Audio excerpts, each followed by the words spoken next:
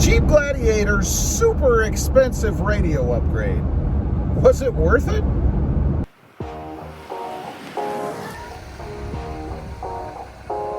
Well, good morning, everybody. How are you today? Pretty good here. So was my super expensive Jeep Gladiator radio upgrade worth it? First of all, the facts.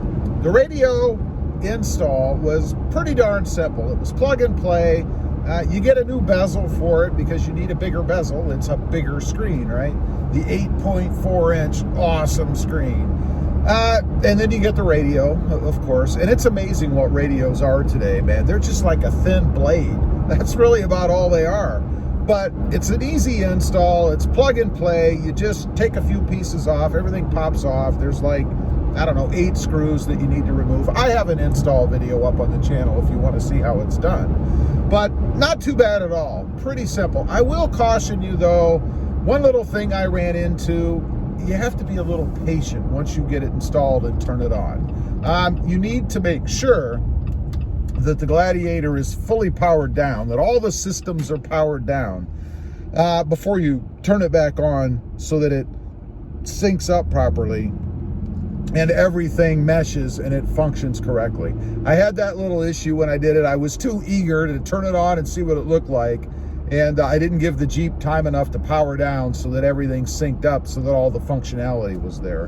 And what I mean by that is when I touched the screen, nothing worked. And I was like, oh my God, but it's because I didn't give the bus, I guess, or I don't know, the technical electrical jargon, time to sync up. So you got to make sure you do that.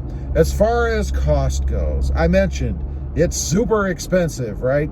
Well, that's all relevant, of course. It depends on how big your own wallet is, I suppose. But it was $1,500, all right? $1,500 for the new radio.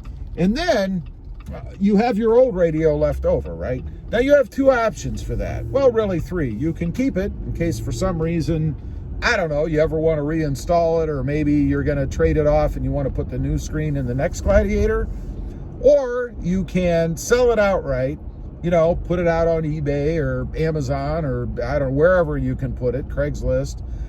Just make sure if you do that, if you want to be a good seller, that you tell the next person that's going to buy it that they'll have to take their Jeep into a dealership and have it reprogrammed so that it works correctly.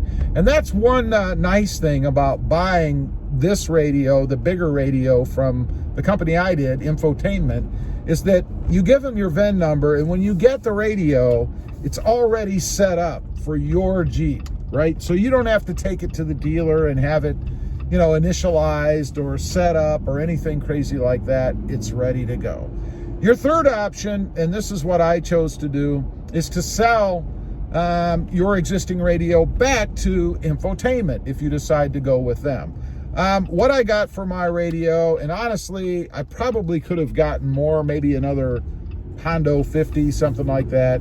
But I got $350 for it. Of course, they send you a prepaid shipping label, so you don't even have to pay for shipping to send it back.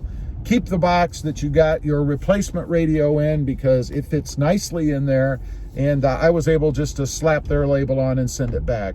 Now, they do have to test it, so there will be about 2, 3, 4 weeks or something like that before you get your money. So just so you know how that process works. It's pretty easy though. So, is it worth it? Well, I'm going to do a little comparison. I'm sitting in my wife's Jeep Wrangler, and she actually has the same size radio as what I had previously. So, let's take a look. This is her screen, and I'll use my hand as reference. There is what my hand looks like compared to her screen, right? Now, you can see it's a little bit plainer, if you will, and maybe that's just because of the way she has it set up. No navigation on hers. She has Apple CarPlay, same as what I had on my previous one. Let's take a look at the backup camera. That'll give you an idea of what she sees at her screen. There's my hand again, as compared to the screen. And it does have the same touchscreen functionality, obviously, as what mine has. A few fewer apps. that just is the one screen that she has, not too many. And then still the backup camera activation, which I like as an option on the screen. So that's what hers looks like for size comparison. Now, let's go jump in mine. We're out in my Jeep Gladiator now, a far superior version, by the way. Many people will probably argue that. I know my wife would. But let's flip you around. Here is my screen. You guys can see. Let's use the hand comparison again. Obviously, bigger. A much more vibrant screen, as you can see here. Looks a little bit more upscale than hers does. And then as far as the apps go, there are more options. You guys can see there are more options there. And then even a second screen with more options. Let's take a look at the camera. Go ahead and hit that. That's the view I get in my camera. Again, we use my hand as reference, I guess, as compared to hers. Picture-wise, I would say the quality of the picture is probably about the same. I wouldn't say it's profoundly different. It's just bigger. Easier to see the icons and stuff on the screen. We'll go back to media. And there, once again, you can see the difference in how the appearance is, or what the appearance is of the screen. One of the big differences, I, of course, have navigation built in. That comes built in with this screen, or this radio, I guess. Still has Apple CarPlay functionality. I can plug the phone in just the same as I did before. And one thing I will note, when you're using navigation, the turn-by-turn feature, I guess, does show up here in the gauge cluster. So you can see it there. That's pretty cool. I wasn't sure whether that would be the same or not, or whether that would work. It does work. I would say that functionality of this radio is exactly the same as what it would be if you bought the radio, or the truck came with the radio from the factory. So the good thing about manufacturing today is they have it all wired already. Everything's all connected, so that if you change things out like this radio, everything else works as it would if it had come with it to begin with. So is it worth it? Well, obviously, for me, it's worth it. Again, it is not an inexpensive mod for sure. I mean, $1,500 minus $350, you're in for what, $1,150? But it's like anything else. Do you really need bigger wheels and tires?